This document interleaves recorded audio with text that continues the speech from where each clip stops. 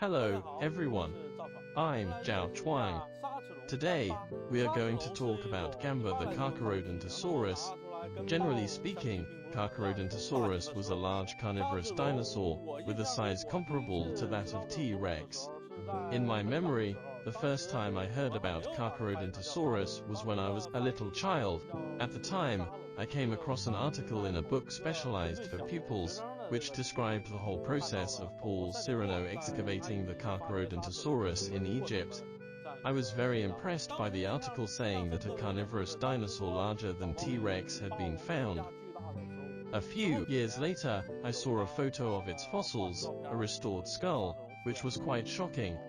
According to the description at the time, its skull could reach 1.7 meters long, which was almost the height of an adult human, and this was stunning, because we know that the relatively large heads of T-Rex were about 1.5 meters long, and the head of Carcharodontosaurus was even bigger than that. However, after restudying the fragments later, we found that the initial estimate of 1.7 meters might be a bit overrated. The new reconstruction proves that the head size of Carcharodontosaurus was similar to that of T-Rex, which was about 1.5 or 1.6 meters. This was slightly smaller than the previous estimate, and the general Carcharodontosaurus might not grow that big. The head shape of Carcharodontosaurus looked very different from that of T-Rex. From the front, we find that Carcharodontosaurus had poor binocular vision, which was a feature of this group of dinosaurs.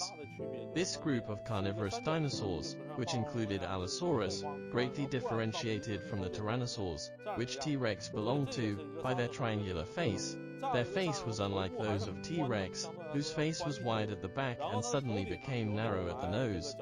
This was also a typical feature of Carcharodontosaurus.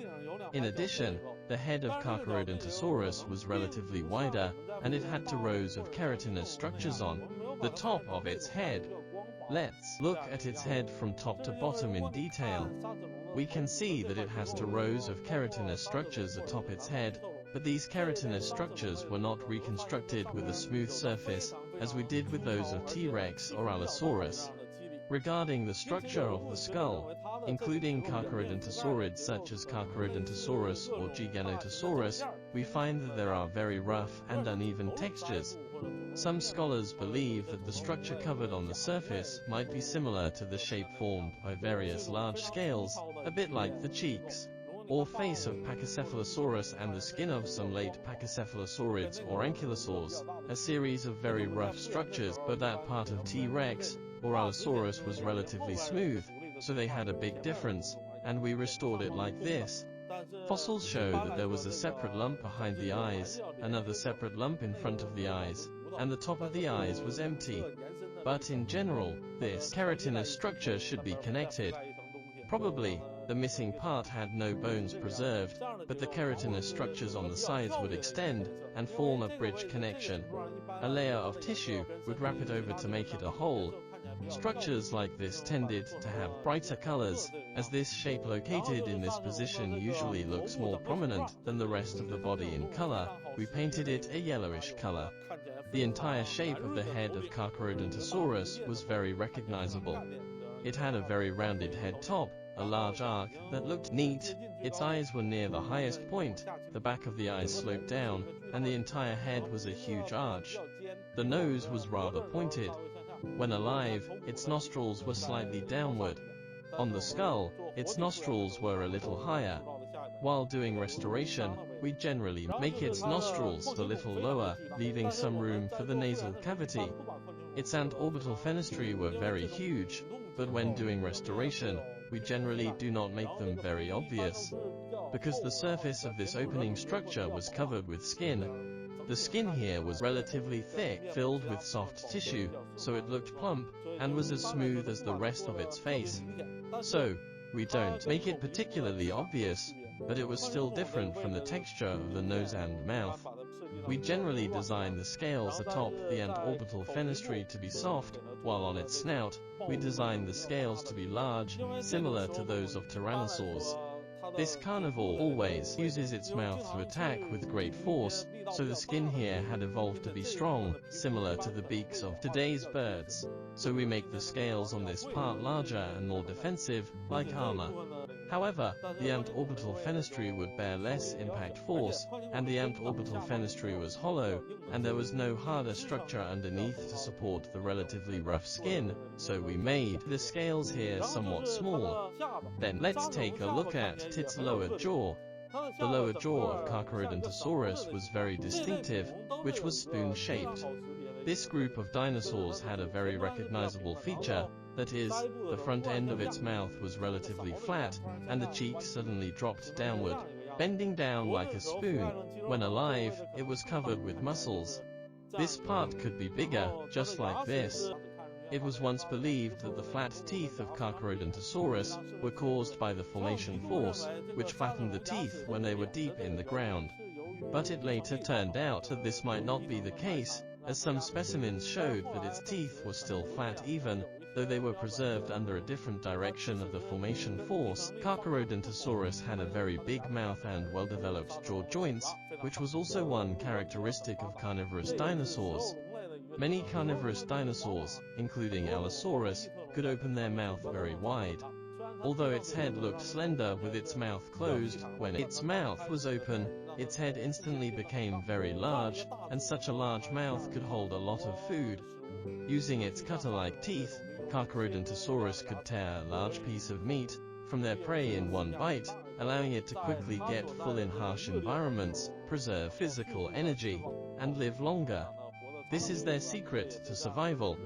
Much of what we know about the body structure of Carcharodontosaurus was speculated based on its close relatives, because few complete Carcharodontosaurus fossils have been found. According to the existing fragmentary bone structures and combining the typical dinosaur body structures, we sorted out and restored its body structure. Even if there were not many fossil materials, we can still reconstruct it nearly accurate. It had relatively short forelimbs. We often say that T-Rex had short arms. In fact, not only T-Rex, many carnivorous dinosaurs had degenerated short forelimbs.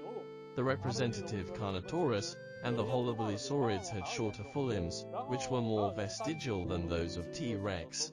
Also, Mononychus had only one finger, although appearing to be older than T-Rex, and Carcharodontosaurus had 3 fingers on its forelimbs. Its overall proportions were very similar to those of T-Rex. Both T-Rex and Giganotosaurus had very short forelimbs. Then we look at its legs.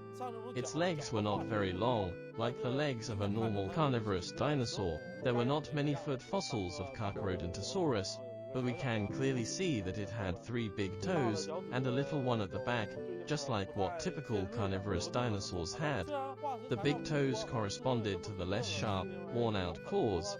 The reason why we speculated like this is because many footprint fossils of Carcharodontosaurids have been found, especially in the Hami region of Xinjiang, China.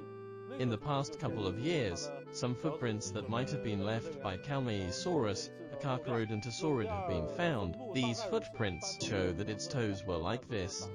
The feet had similar pads and were arranged roughly like this. There were 2 pads on both sides, 3 in the middle, and 2 or 1 large pad at the back, forming such a shape. These are the feet of Carcharodontosaurus. Then we continue to see its tail. Although there was not much fossil material, we can restore it to what it should be according to reasonable logic. Based on the position of its pelvis, we can infer the distribution of its tail muscles.